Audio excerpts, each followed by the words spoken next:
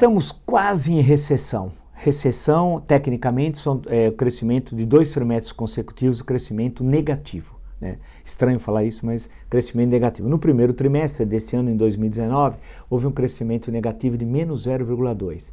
E segundo dados hoje divulgados, houve um crescimento negativo no segundo trimestre de menos 0,13%. Mas falta ter dados mais completos. Pode ser, inclusive, segundo os mais otimistas, que o menos 0,13 se transforme em 0,2 positivo, ou 0,1. Números extremamente tímidos sobre um crescimento negativo no primeiro trimestre de menos 0,2. Temos, portanto, de aguardar o que vai acontecer. Mas, independente dessa divulgação, que está demorando para chuchu, nós já estamos na metade de agosto e não foi divulgado os dados do segundo trimestre, o que é estranhíssimo, vale destacar, mas mostram que a economia está, no mínimo, estagnada. E mostra a incompetência do ministro Paulo Guedes da Economia. Aí eu digo com tranquilidade, que sempre falei para vocês são testemunhas, que ele é um incapaz, ele é uma fraude. Né? Não sabe nada. Eu fui procurar um livro dele, não tem um livro, não tem um ensaio, não participou do debate econômico dos últimos 30 anos. Quando voltou de Chicago, disse que no Brasil não conseguiu se encaixar no debate brasileiro e foi para o Chile do Pinochet, um lugar legal, tranquilo, ditadura do Pinochet. Né? E era um especulador financeiro que vivia da especulação, nunca produziu uma agulha, nada, nunca fez coisa alguma, vivia da especulação, que é uma coisa que eu acho terrível.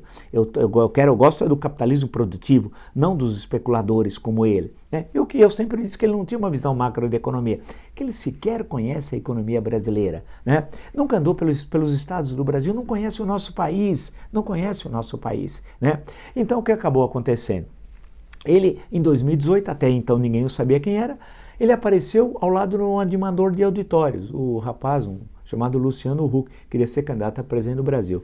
É um rapaz esforçado, tem muito sucesso no programa de auditório, mas ser presidente do Brasil também não dá, apesar que com Jair Bolsonaro seria melhor o Huck, mas aí não dá, não vamos fazer esse tipo de comparação. Aparecia com o animador de auditórios e tal, e aí quando o rapaz viu que não teria condições de ser candidato a presidente, o Guedes se aproximou do Bolsonaro, e aí colou no Bolsonaro, e o Bolsonaro o apresentava como Posto de Ipiranga. Todas as questões econômicas ele sabia de tudo, Posto Ipiranga. Como o Bolsonaro não sabia de nada, ele sabia de tudo.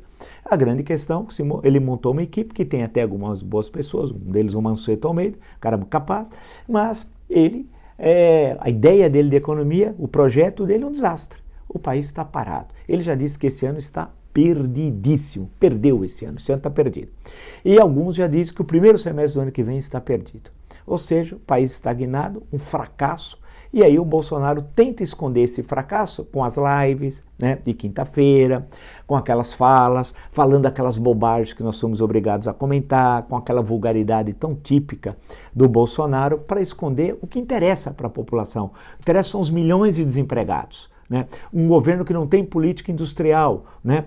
Um governo que não sabe o que fazer com a economia, não tem ideia. Ao contrário, quer atrelar o Brasil aos interesses do imperialismo norte-americano. Em resumo, o governo Bolsonaro é um fracasso e Paulo Guedes é uma falácia.